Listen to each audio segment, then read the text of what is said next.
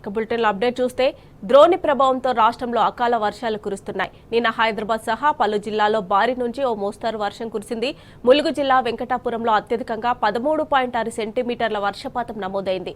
భద్రాద్రి కొత్తగూడెం జిల్లా ఆళ్లపల్లిలో 9.9, వరంగల్ జిల్లా పర్వతగిరి 9.5, మెదక్ జిల్లా చేగుంట 8.7 సెంటీమీటర్లు, యాదాద్రి జిల్లా భువనగిరి మండలంలో 8.6 సెంటీమీటర్లు, మేడ్చల్ జిల్లా కీసర మండలంలో 8.1 సెంటీమీటర్, భద్రాద్రి కొత్తగూడెం జిల్లా మనుగూరు 7.9 సెంటీమీటర్లు, కరీంనగర్ జిల్లా హుజురాబాద్లో 7.8 సెంటీమీటర్ల వర్షపాతం నమోదైంది. ఇక దక్షిణ అంతర్గత కర్ణాటక నుంచి జార్ఖండ్, తెలంగాణ, ఛత్తీస్గఢ్, ఒడిశా మీదుగా ద్రోణి కొనసాగుతోంది. దీని ప్రభావంతో మరో 4 రోజులు ఓ మోస్తరు వర్షాలు కురుస్తాయని హైదరాబాద్ వాతావరణ కేంద్రం హెచ్చరించింది. అనేక చోట్ల ఉరుములు, మెరుపులతో కూడిన వర్షాలు కురుస్తాయని, మరికొన్ని చోట్ల వడగండ్లు పడే అవకాశం ఉందని తెలిపింది.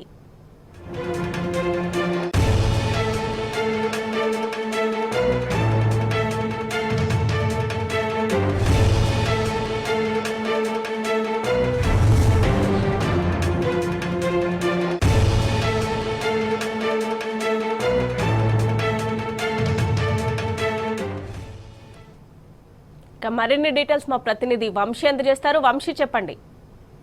రాష్ట్రంలోని అనేక చోట్ల భారీ వర్షాలు నమోదయ్యాయి. ప్రధానంగా దక్షిణ రాజస్థాన్ పరిసర ప్రాంతాలపై ఉపరితల ఆవర్తనం కొనసాగుతుంది. సముద్ర మట్టానికి 1.5 కిలోమీటర్ల ఎత్తు వరకు కూడా ఈ ఉపరితల ఆవర్తనం కొనసాగుతుంది. దాంతో పాటుగా అస్సాం పరిసర ప్రాంతంలో మరో ఉపరితల ఆవర్తనం 0.9 కిలోమీటర్ల ఎత్తున సముద్ర మట్టానికి ఎత్తున కొనసాగుతా ఉంది. దాంతో పాటుగా దక్షిణ ఇంటీరియర్ కర్ణాటక నుండి తెలంగాణ, ఛత్తీస్గఢ్, ఒడిశా మీదుగా జార్ఖండ్ వరకు కొనసాగుతున్నటువంటి ఉపరితల ద్రోణి ప్రభావంతో కావచ్చు.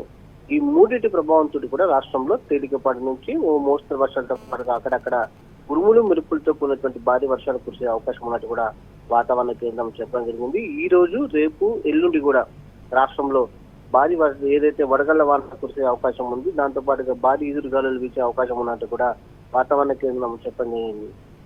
గత 24 గంటల్లో పలు జిల్లాల్లో నమోదైనటువంటి వర్షపాత వివరాలు ఒకసారి చూద్దాం. ములుగు జిల్లా వెంకటాపురంలో 13.6 సెంటీమీటర్ల వర్షపాతం నమోదైంది. అటు భద్రాద్రి కొత్తగూడెం జిల్లాలోని ఆలపల్లిలో చూస్తే మాత్రం 9.9 సెంటీమీటర్ల వర్షపాతం నమోదైంది. అటు వరంగల్ జిల్లా పర్వతగిరిలో 9.5 సెంటీమీటర్ల వర్షపాతం నమోదైంది. అటు మెదక్ జిల్లా చేగుంటలో 8.7 సెంటీమీటర్ల వర్షపాతం నమోదైంది.